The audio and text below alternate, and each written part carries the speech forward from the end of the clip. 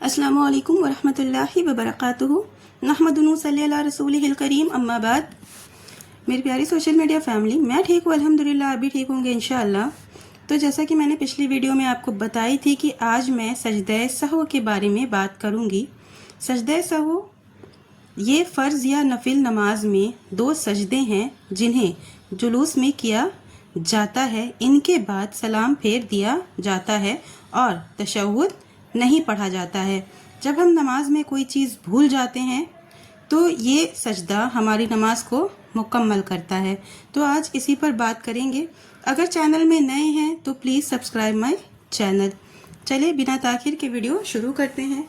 اللہ تعالیٰ نے انسان کو اس طرح پیدا کیا ہے کہ اس سے بھول چوک ہوتی رہتی ہے اور شیطان اس کی نماز کو فاسد کرنے میں لگا رہتا ہے، جس کی وجہ سے اس کو نماز میں شک ہو جاتا ہے۔ وہ کبھی نماز زیادہ پڑھ لیتا ہے اور کبھی کم۔ اللہ تعالیٰ نے شیطان کی ناک کھاک آلود کرنے اور نقصان کی تلافی کرنے کے لیے سجدہ سہو کو مشروع کیا ہے۔ نبی کریم صلی اللہ علیہ وسلم سے بھی نماز میں سہو ہوا ہے، اس لیے کہ یہ بشری کمزوری ہے۔ اس لیے جب نماز میں آپ سے سہو ہوا تو آپ نے فرمایا کہ میں تمہاری طرح ایک انسان ہوں، میں بھی اسی طرح بھولتا ہوں جس طرح تم بھولتے ہو، لہٰذا جب میں بھولوں تو تم مجھے یاد دلایا کرو۔ یہ بخاری کی حدیث ہے۔ سجدہ سہو کے 3 اسباب ہیں: زیادتی، کمی اور شک۔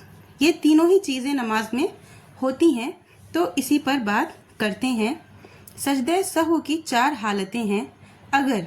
سب سے پہلی حالت جو ہے، اگر نماز پڑھنے والا بھول کر نماز کے جنس میں سے کوئی فعل زیادہ کرے، جیسے قیام، رکوع یا سجود، مثلا وہ 2 مرتبہ رکوع کرے یا جہاں بیٹھنا چاہیے وہاں کھڑا ہو جائے، یا 4 رکعت والی نماز 5 رکعت پڑھ لے، تو اس کے اوپر سجدہ سہو اس کی زیادتی کی وجہ سے سلام کے بعد واجب ہے، چاہے اس نے سلام سے پہلے یا اس کے بعد اس کو یاد کیا ہو۔ ایسے ہی دوسرا ہے، اگر نماز پڑھنے والا نماز کے مذکورہ ارکان میں سے کوئی رکن چھوڑ دے اور اس کو اس کے بعد والی رکعت میں اس رکن کی جگہ تک پہنچنے سے پہلے یاد آ جائے تو اس پر رجوع واجب ہے۔ وہ رکن پورا کرے، پھر اس کے بعد جو نماز ہے وہ پڑھے، اور اگر اس کو اس کے بعد والی رکعت میں اس رکن کی جگہ تک پہنچنے کے بعد یاد آئے تو وہ رجوع نہیں کرے گا، بلکہ دوسری رکعت پہلی مانی جائے گی اور یہ پہلی رکعت باطل ہو جائے گی۔ اور اگر اس کو سلام پھیرنے کے بعد یاد آیا تو اس رکن کو پورا کرے اور اس کے بعد جو نماز ہے صرف اس کو پڑھے اور سلام کے بعد سجدہ سہو کرے۔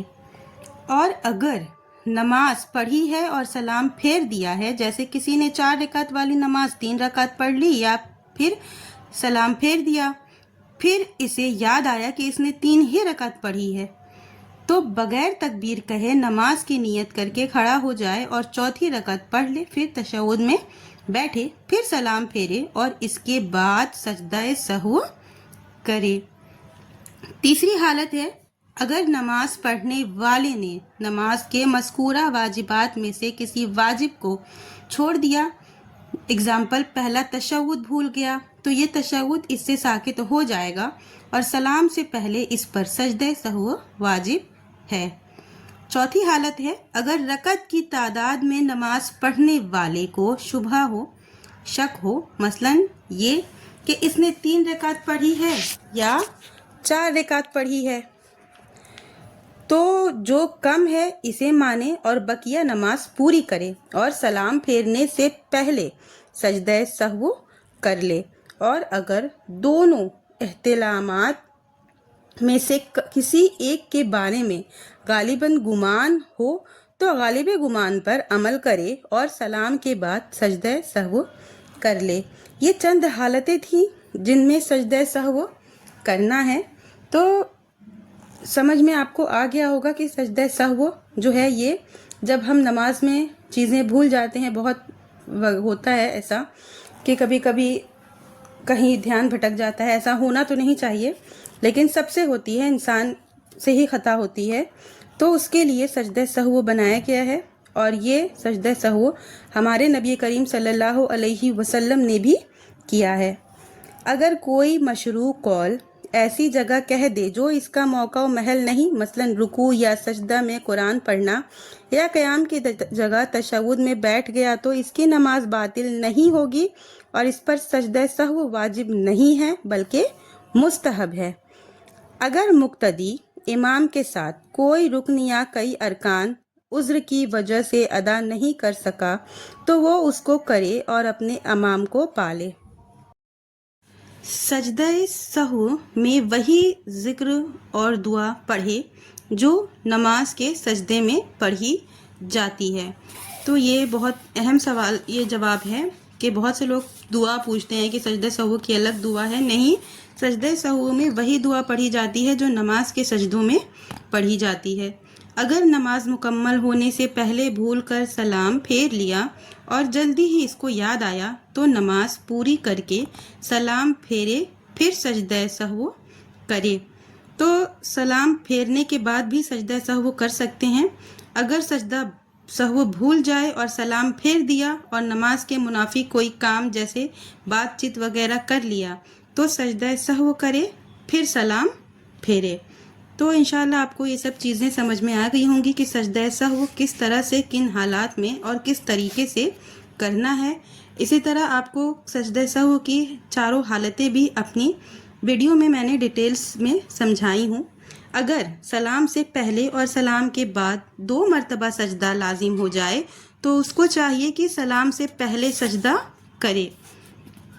مقتدی امام کی اتباع کرتے ہوئے سجدہ کرے گا، اور اگر مقتدی بعد میں آیا ہو اور امام سلام پھیرنے کے بعد سجدہ کرے گا تو اگر سہو نماز کے اس حصے میں ہو جس نے امام کے ساتھ پڑھی ہے تو سلام کے ساتھ اس پر سجدہ سہو لازم ہے۔